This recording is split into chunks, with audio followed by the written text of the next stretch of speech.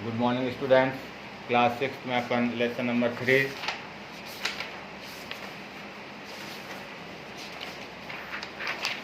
अपन ने इसका आधा पढ़ लिया था कल। बाकी का अपन और पढ़ते हैं। अब साथी जीव जंतु, इसमें जो लेखक है जवाहरलाल नेहरू, वो अपने जीवन की कथा बता रहे हैं कि जेल में वो जीव जंतु से किस प्रकार प्यार करते थे। किस चमगादड़ों को मैं पसंद नहीं करता था, किंतु मुझे उनका भी स्वागत करना पड़ता था। वे संध्या के अंधेरे में बिना किसी प्रकार का शोर किए वे उड़ा करते थे। मुझे उनसे बड़ा भय लगता था। वे चेहरे से 1 इंच ऊपर उड़कर निकल जाते और मुझे भय लगता कि मुझे कहीं काट न ले। बड़े बड़े चमगादड़ हवा में ऊपर ही उड़ा करते थे। मैं चींटियों, सफ़ेद चींटियों और दूसरे कीड़े मकोड़ों को भी ध्यान से देखा करता था। छिपकलियाँ जो इन कीड़ों की तलाश में शाम को निकलकर बाहर आ जाती थी, अपने अपने शिकार की तलाश में एक दूसरे से भिड़ती थी और इस प्रकार अपनी पूंछ हिलाया करती थी, जिसको देखकर मुझे बड़ा आनंद आता था। वे प्राय बरों के पीछे न पड़ती थी, किंतु 1-2 बार मैंने उन्हें बड़ी सावधानी से इन बरों को सामने से आकर पकड़ते हुए देखा। जहाँ पर वृक्ष थे वहाँ मैंने गिलहरी के झुंडों को भी स्वच्छतापूर्वक विचरण करते हुए देखा। वे बड़ी साहसी थी और मेरे पास आ जाती थी। लखनऊ जेल में जब मैं घंटों बिना हिले डुले बैठा रहता था, गिलहरियाँ मेरे पैरों पर चढ़कर गोद में आ बैठती थी और वे देखती थी और अनुभव करती थी कि मैं वृक्ष नहीं हूँ। वे मुझे क्या समझती है रही, मैं नहीं बता सकता। क्षण भर के अंदर ही वे भयभीत होकर भाग खड़ी होती थी। कभी कभी गिलहरियों के छोटे छोटे बच्चे जब पेड़ों के नीचे गिरते थे, तब उनकी माँ उनके पीछे दौड़ती हुई आती और उन्हें गोद सा मुँह बनाकर, गेंद सा मुँह बनाकर अपने मुँह में दबाकर सुरक्षित स्थान पर ले जाती थी। कभी कभी बच्चे खो भी जाया करते थे। हमारे एक साथी ने इस प्रकार के 3 गिलहरियों के खोए हुए बच्चों को पाल रखा था। वे इतने छोटे थे कि उनका लालन पालन करना एक कठिन समस्या बन गई थी। अंत में हमने इस समस्या को बुद्धिमानी से हल किया। हमने उनको फाउंटेन पेन में स्याही भरने वाले फिलर से दूध पिलाकर पाला। तो ये बात बता रहा है, लेखक कह रहा है कि जब गिलहरियाँ थी झुंडों में, वो आराम से स्वच्छतापूर्वक आज़ादी के साथ घुमा करती थी और बड़ी साहसी थी। कि बड़ी सास भी था उनमें कि जब मैं था वो मेरे पास सास क्यों था उनमें कि जब मैं वहाँ बैठा हूँ, लेकिन वहाँ जेल में बैठे हैं और गिलहरियाँ उनके पास आ रही है, तो एक तरह का सास ही था। और ये बात कहाँ की बता रहे हैं, लखनऊ जेल की। उस समय वो कहाँ थे, लेखक लखनऊ जेल में थे। तो ये लखनऊ जेल की घटना है। लखनऊ जेल में वो क्या करते थे, बैठे तो उन्होंने क्या अनुभव करा कि वहाँ पे गिलहरियाँ बहुत ज़्यादा थी, जो कि स्वच्छतापूर्वक आराम से बिना निडर के घुमा करती थी और साथी से वो मेरे पास भी आ जाती थी। तो वह कभी कभी जैसे मैं बैठा हूँ तो वो मेरे ऊपर चढ़ जाती थी और मेरे को ऊपर चढ़ कर देखती कि कहीं ये पेड़ तो नहीं है, क्योंकि गिलहरियाँ ज़्यादातर पेड़ों पर रहती है।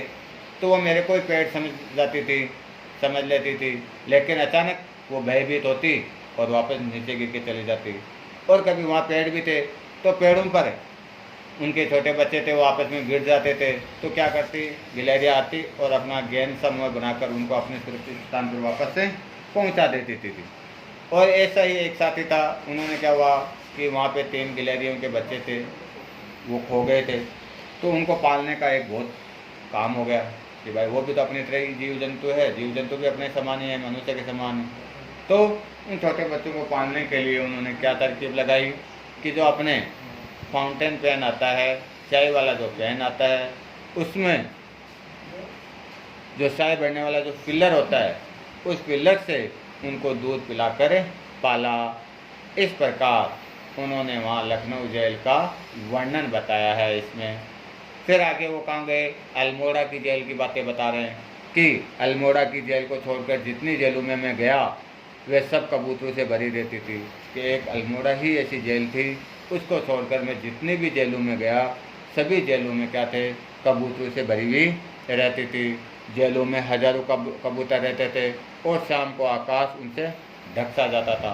कि जेलों में हजारों कबूतर रहते थे और शाम के समय तो पूरा का पूरा आकाश कबूतरों से ढक जाता था। कभी कभी जेल के अफसर उन्हें मारकर खा भी जाते थे और कभी कभी क्या करते थे, जेल के अफसर क्या करते थे, उन कबूतरों को मारकर अपना भोजन भी बना लेते थे। कहीं कहीं मैना भी रहती थी, जो प्राय सभी जगह पाई जाती। और वहाँ पे मैना भी रहती थी, जो प्राय सभी जगह ही पाई जाती है। देहरादून जेल की, जो देहरादून जेल है, देहरादून जेल की मेरी कोठरी में मैना के एक जोड़े ने अपना घोंसला बना रखा था, और देहरादून की जो जेल है उसकी जो कोठरी है उसमें मैना का एक जोड़ा था, जिसमें वहाँ पे उन्होंने घोंसला बना रखा था, अपना आशियाना बना रखा था। मैं उनको खिलाया पिलाया करता था। वे इतने पालतू हो गए थे कि यदि सुबह या शाम उन्हें चारा मिलने में जरा ही देर हो जाती तो वे चुपचाप आकर मेरे पास बैठ जाते थे। अब क्या हुआ, लेखक ने उस मैना के जोड़े को पाल लिया और इतना प्रेम स्नेह हो गया कि अगर उनके दाना पानी में थोड़ी सी भी देरी हो जाती तो वे चुपचाप आकर मेरे पास बैठ जाती थी। क्या हुआ भाई, भूख लग गई, दाना पानी चाहिए, और ज़ोर ज़ोर से चिल्लाकर अपना भोजन मांगने लगती, और ज़ोर ज़ोर से चिल्लाकर क्या करती, अपना भोजन मांगने लगती थी। इस समय उनकी किरणें और धैर्यहीन चिल्लाहट सुनकर बड़ा आनंद आता था, और उस समय उनकी जो किरणें करती थी वो उनके आसपास आके ची ची करके उनको चिल्लाना, बताना क्या भाई मेरे को भूख लग रही है, भोजन दो मेरे को। तो ये धैर्यहीन और उनकी किरणें चिल्लाहट जो चिल्लाती थी सुनकर उनको लेखक को बड़ा आनंद आता था। नैनी जेल में हजारों तोते थे, एक बहुत बड़ी संख्या मेरी बैराक की दीवारों पर आ करती थी, और जो नैनी जेल है उसमें क्या थे, हजारों तोते थे, और एक बहुत बड़ी संख्या मेरी बैरक की दीवारों पर रहा करती थी। उनका प्रेम संभाषण और प्रेमालाप एक देखने वाला दृश्य होता था, और उनका जो प्रेम मिलाप है वो एक देखने लायक बनता था।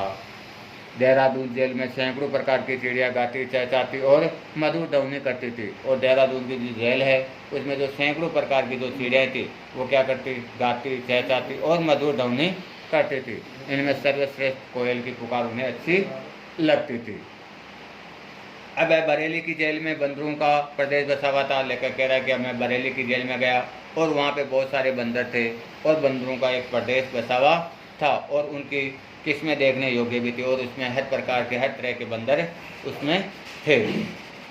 उनमें एक घटना लेखक बता रहा है कि जब मैं एक वहाँ गया, देखा कि बंदर बहुत सारे हैं, बहुत सारी प्रजातियाँ हैं, तो वहाँ की एक घटना लेखक बताने की लेसन में बता रहा है अपन को कि एक बार क्या हुआ कि एक बंदर का बच्चा बैरक के अंदर घुस गया और लौटकर फिर दीवार पर न चढ़ सका कि भाई बैरक की वो चारों दीवारें थी, उन दीवारों पर वो बंदर ही बंदर रहते थे।